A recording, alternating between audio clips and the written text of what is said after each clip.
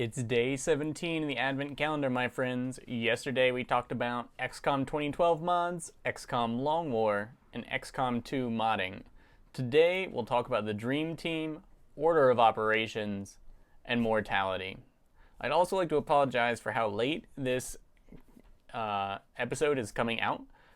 It's because there was a blizzard, and blizzard prep and surviving became suddenly important to me and disrupted my schedule. The time has come to reclaim our world. Welcome back, Commander. Incoming transmission. Day 17, Strategy, the Dream Team. So, the Dream Team is what do you take on the last mission, I would think. Or, what do you want on the hardest missions in XCOM 2? I think it's pretty obvious that you'll want one of each class because each class brings a lot of really powerful, awesome things to the table, and leaving one out sets you back pretty strongly strategically.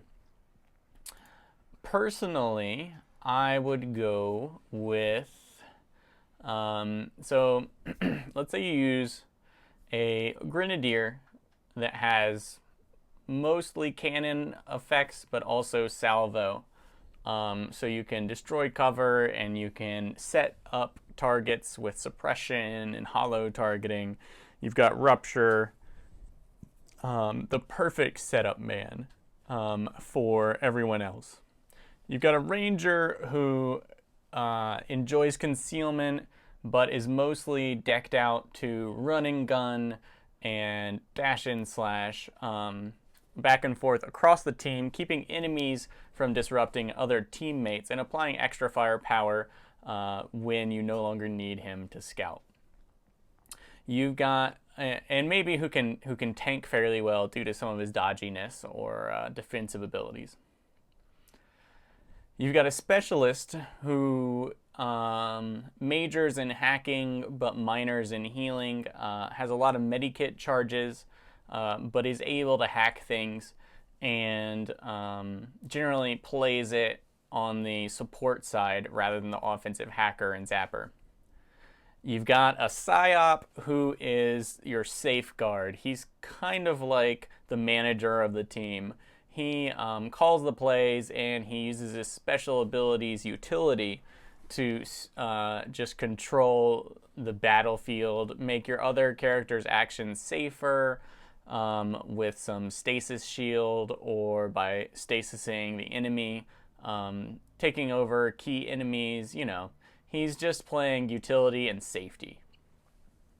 And then you've got your sharpshooter who is good at taking long range shots and putting out massive numbers of pistol shots to take advantage of the Grenadier's Rupture and the PSYOP's rupturing schism. And just dishes the damage in one way or the other, and is set up for powerful Overwatch. So then you've got one room left. After you've gotten the second squad size increase, you got 6 people. There are five classes. Who are you bringing? I'm torn. If you bring another Ranger, you're going to be good at dicing up with swords and shotguns, anything that closes in on you. If you get double tap and use it with a rifle against a hollow targeted opponent, it's actually really, really powerful. It's not just for close range weapons, let me assure you. And so the Ranger would add just a lot of medium to close range firepower. Plus, if both your Rangers went with the ability to cloak themselves sometime during a mission, then even on missions where you had or you didn't start concealed, sorry, then you would be able to conceal yourself at some point during the mission twice on 2 different soldiers. And I think that's really powerful. I think that would be really good when you feel like you need finesse or some close-in firepower. You could take a Grenadier. I think this is probably the strongest choice and the easiest one to make. 2 Grenadiers means you'll have at least 2 grenades, probably more like 4, both equipped with salvo and rupture, built exactly the same way, is going to give you a lot of firepower It's going to give you a lot of explosives. It's going to give you just a ton of nuking power. And I think in the generic XCOM 2 vanilla campaign that the Grenadier is just going to be the best. What you need is raw destructive power, and the Grenadier brings it the best. Plus the range on those grenades and cover destruction. I think you'll find that at least in the beginning of the game, or middle, you won't have 6-person squads until the middle. I would say the extra Grenadier is the easiest, most predictable. Double holo targeting, double suppression, like everything about that is going to be amazing and really easy to figure out how to use. You could take a second specialist. Originally I thought this would be absolutely the best thing to do.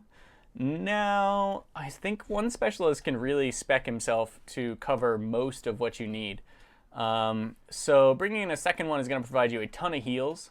It's going to provide you a lot of hacking opportunity, but I think in general you'll find you don't really need 2 specialists. I think it's nice, and it gives you a lot of recovery power, maybe useful on the longest missions, because you can generally kill the enemy with whatever you got, but you can only recover with medikits, and the specialist is the person who can bring the most.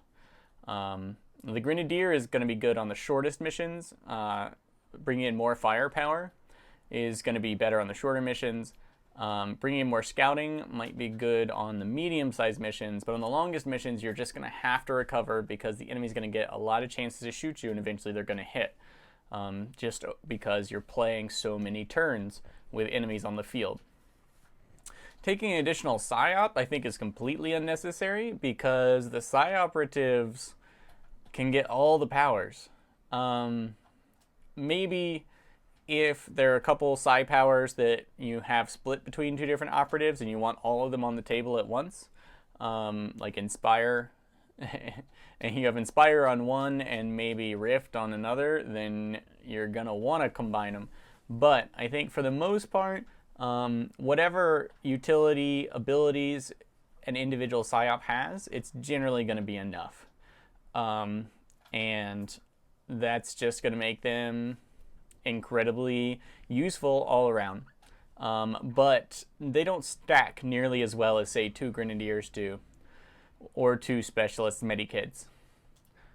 The Sharpshooter, I think, is also an excellent choice. 2 Sharpshooters can let you snipe at a distance, take 2 shots at a distance, which can be a lot. Especially when paired with a competent Grenadier who can put holo targeting out there and destroy cover. Sharpshooters can be incredibly powerful, and I think that it might be worth it to go like 1 full sniper and 1 of the Folgers. Go to the last drop, till the last drops, excuse me. But yeah, I would say, so go-to choices, I would say number 1, 2 Grenadiers is easy on the short to medium missions. 2 Rangers is a good plan if you find the enemies to be really agile or flanky or easy to mow down. 2 Specialists, doubling up on Specialists on the longest missions, maybe large UFO assaults or whatever, large alien base assaults. All of that healing power, I think, can be really, really important because you just need to recoup a lot of health. It especially helps once later in the game when you have armor that has a ton of health. I think the Specialist is going to be key. And 2 Sharpshooters will give you a lot of upfront firepower, a lot of Overwatch, a lot of pistol shots, they just bring the firepower. Whereas Grenadiers bring the setup and occasionally bring the firepower, Sharpshooters only bring the firepower, but they bring a little bit more.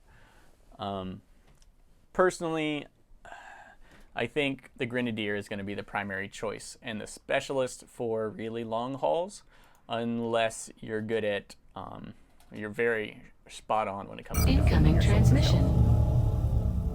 Day 17, Tactics, Order of Operations. So how do you do things?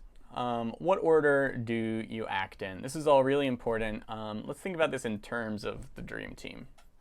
In an ambush, there are two major benefits to ambushing, as I see it, or two major approaches to ambushing.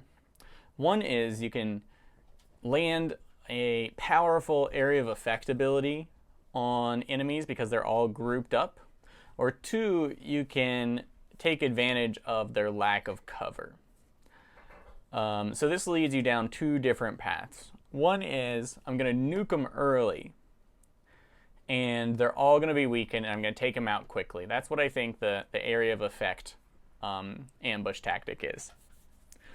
The Overwatch one is I'm going to be really efficient. I have a major advantage here. Let me use it now, and if I need to nuke someone, I can do it after they get into cover. Because if you say you start off with a grenade from the Grenadier, you salvo them. They all take 3 or 4 damage and they split and get behind their cover. You could have used that grenade to destroy the cover they're behind, and then they would be that 1 or 2 enemies that got behind cover within range of your grenade would then be terribly exposed. So you could have started off with a sharpshooter instead and a bunch of Overwatch.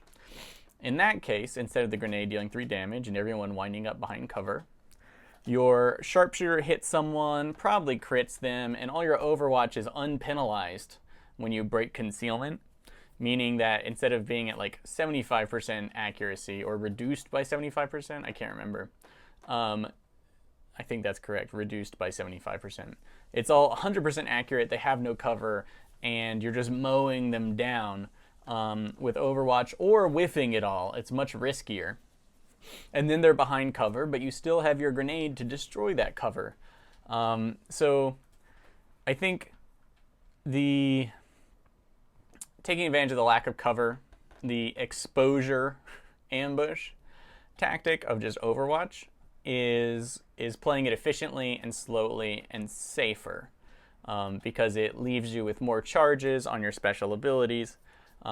By all means, if you have Rift, like a rechargeable AoE effect with just a cooldown, then that's probably the best way to go no matter what. And some Overwatch, why not? You can do it all. But I would suggest if you're going to start with a grenade, then the nice thing about that is you can still act afterwards with your other characters. If you go into the Overwatch heavy ambush, you're definitely locked in, and if the enemy decides to do something that you didn't expect, then you could be totally boned because you won't be able to react. Like if one of them, when they take their initial cover, actually sprints towards you and is right up in your face, then they may kind of mow you down. So it's different things for different folks, different situations. I would say at the beginning of a map is the best time to start off with an explosive, unless that tends to bring other squads towards you, which it might. I'm not sure how the enemy hearing an AI reaction to what's going on the field works for enemies that are out of vision and unactivated. But I think that's the go-to choice for finishing a combat really fast. Start off with AoE damage and then blitz the squad with your other characters. Early on in the game, probably both are highly effective. Maybe Overwatch is even more effective than your grenades, and you need your grenades to destroy their cover early on in the your playthrough. But by the middle of the game, if you want to finish something quickly, you have to hit them with your strongest AoE or whatnot, and then tear them down from there. All right, so ambushing, starting off with AoE, or you're going with a full squad Overwatch of some sort, or maybe keeping a couple safeties like the Ranger. Don't have them go into Overwatch, save them to finish off the wounded. If you take 2 Grenadiers, then you could start with a grenade, and then you could use more grenades to wipe them out. So the next thing, for stand-up fights. So once you're past the ambush phase, you've done whatever you're going to do. It's you versus the enemy in cover. Supposing you can't really flank them, you just have to duke it out and be smart about it. you should always start off with identifying what you should kill and what you should suppress. And I'm not talking about the suppression ability so much as what threat can you nullify or mitigate best, and which threats can you kill the best are always the first things I look for when I'm trying to get a grasp on a situation. That is like, okay, I can stasis the Berserker and kill everything else around it. My stasis is really powerful because I can lock down that one really strong unit for long enough to make sure that's the only thing I then have to deal with in follow-up turns. Like, that seems nice. So what did I do? I said, okay, I can kill the Advent soldiers around it quite easily. The Berserker will take some time, but I can suppress the Berserker. If there's a Sectopod, you're like, let me actually use my Grenadier suppression on that Sectopod, and I will just try and kill everything else while the Grenadier keeps him busy and his accuracy low, hopefully. So once you've identified what you can kill and what you can suppress, what you can kill and what you can ignore or make ignorable, then you want to consider the safest order of operations that leads to your optimal outcome, and then you're going to follow cascading decision trees. So if what you want to do is there's a bunch of zombies and a gatekeeper, and you're like, well, I can suppress the gatekeeper and kill all the zombies, or I can go for broke. If I kill the gatekeeper this turn, then all the zombies are just going to keel over from lack of controller. That's a tough choice. One, trying to focus down the gatekeeper could be much riskier than just suppressing the gatekeeper and picking off the zombies. But it depends on what you have available and how tough the gatekeeper is at the moment in comparison to your current weapons and its current health. But generally the safest choice would be, let's just suppress the gatekeeper and put someone on Overwatch so it doesn't want to move, and let it take pot shots at a -50 aim penalty while the rest of the team tears up these zombies. So generally, expect to either suppress or kill the most dangerous targets and do the opposite to nearby minions. So if you're going to suppress the dangerous target, you're probably going to be killing minions. And if you're going to ignore the minions, you're probably going to be focusing down the most dangerous target. That's generally how it works. You think about the biggest threat, and you decide whether you're going to let it run free, pull back, or try and suppress it, while you do the opposite to the other enemies. Like the minions, like you're like, oh, let me pull away. Let me take my sharpshooter shot at that gatekeeper to weaken it, and then I'm just going to pull the rest of my squad back and go into Overwatch ambush mode. Really dangerous enemies kind of require you to both suppress and focus fire them, and thus should be fought without other distractions around. So generally the safest choice, like in the gatekeeper example, is to suppress it because it's really dangerous and try and kill the other distractions around it so that you can then focus everything on it, like continuously suppressing it while blasting it. So you definitely want to keep in mind a couple things at the beginning of each turn. One is disable enemy overwatch and suppression by damaging the offending party. That's super, super important. That should be the first thing you do, is who is on Overwatch. This is something I'm terrible at. I run Overwatch all the time and pay for it. But I just can't remember, or I don't see it, or whatever. Just first thing you should do is free up all your soldiers to move around and to stop being suppressed. Then consider if you're going to use anything that destroys cover against enemies that use cover, of course. It doesn't matter against people who don't. But cover destruction used early allows all of your follow-up actions against those targets to be much more effective. Next, the last thing you want to think about is, how do I set myself up for the next turn? Like, should I take a sharpshooter shot now, or is it time to move them? I don't need their attack this turn, and a better position would help out for the rest of the fight. Then you should move early rather than later. But those priorities obviously come last once you've established safe and killy power. Then comes preparatory. Incoming transmission. Day 17, disposition, mortality. 2 words, bring medikits. 2 more words, save medikits. 3 words, get life insurance. So your soldiers are going to take damage and going to go down.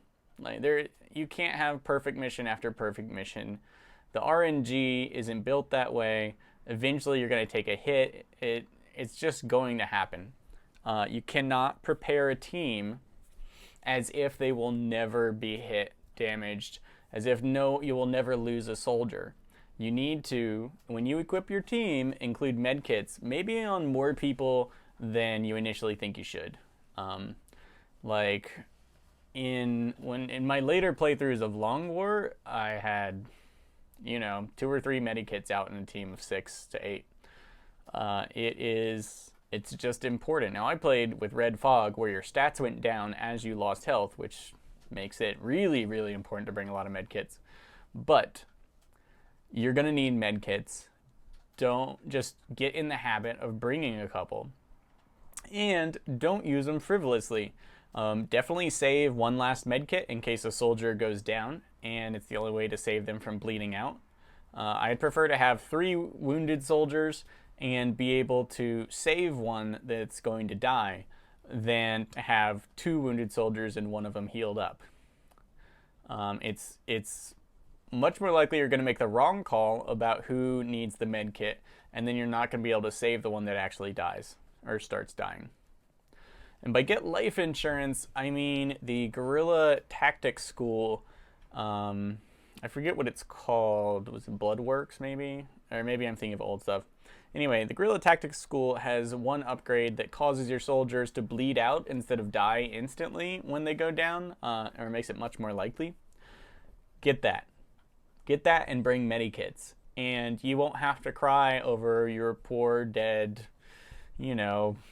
customized soldier of 60 missions somewhere near the end, because you can save them. Just keep all that in mind. Note that suppression, especially having that gremlin apply the medikit, all of these things make it much safer to save someone's life than it has been in XCOM 2012. So make sure to bring the kind of protective features, like a good smoke grenade when you're rushing out to save someone's life. Pretty key. Remember not to run Overwatch. That's what leaves people bleeding out between cover and dead. You may think, Overwatch shots are penalized. That's true. They're still shots against you when you're out of cover. And they will kill you as much or more than anything else. At least that's how I found. Lastly, be cautious whenever possible. If you were thinking, this is kind of risky, but I could do it, don't do it. Don't do it. Just resist. Alright friends, that's it for day 17. If you enjoyed this content, please go ahead and like this video. If you'd like to see the next advent calendar video as soon as it comes out, please subscribe to my channel. Tomorrow, we're going to be talking about difficulty levels, legendary tactics, and Iron Man mode.